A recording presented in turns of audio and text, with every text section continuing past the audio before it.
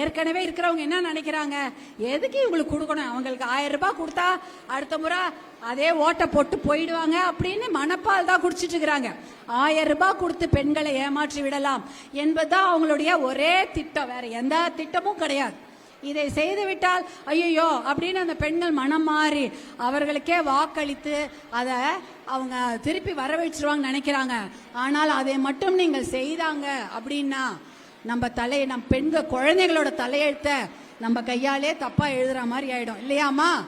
நீங்க அந்த மாதிரி ஒரு தவறை உங்க ஊர்ல இருந்தா பெண்கள் செய்தார்கள் என்றா என்ன தெரியுமா நடக்கும்? மறுபடியும் இன்னும் நிறைய டாஸ்மாக் ஓபன் பண்ணுவாங்க.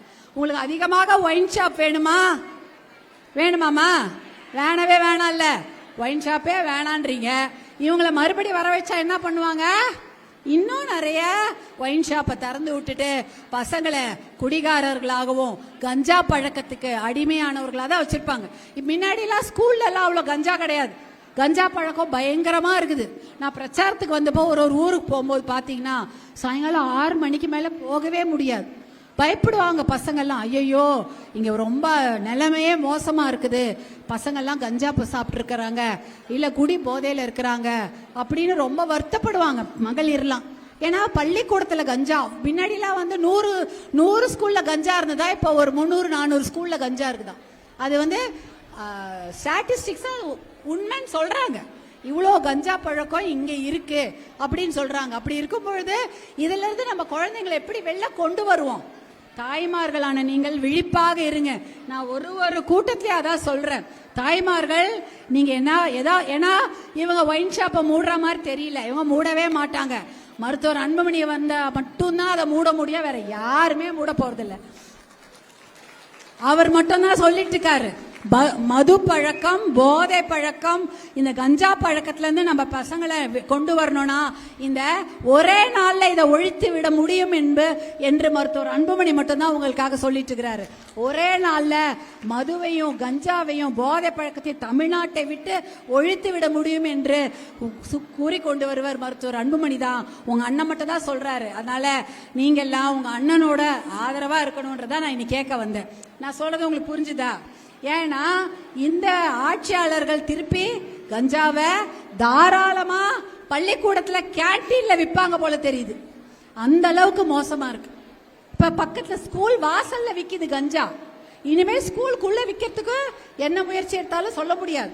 ஏன்னா சாராயத்தை மாலு, சினிமா தியேட்டர், கல்யாண மண்டபத்தில் விற்கிறதுக்கு தயாராயிட்டாங்க. அதையும் தடுத்தது மருத்துவர் அன்புமணி தான். மால்ல காசு போட்டா மிஷின்ல, ஏடிஎம் மிஷின்ல காசு நம்பர் போட்டா காசு வரா மாதிரி, காசு போட்டா சாராய பாக்கெட் வரா மாதிரி ஒரு திட்டத்தை கொண்டு வர தயாராக இருந்தார்கள்.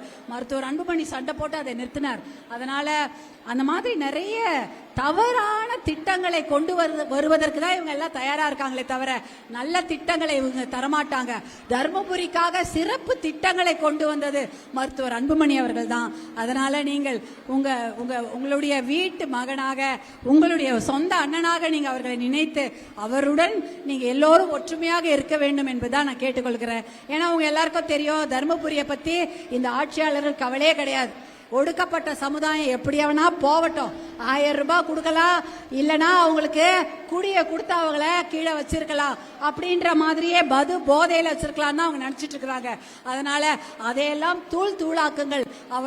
அவர்களுடைய எண்ணம் எடுபடாது என்பதை நீங்கள்லாம் புரிய வைக்க வேண்டும்.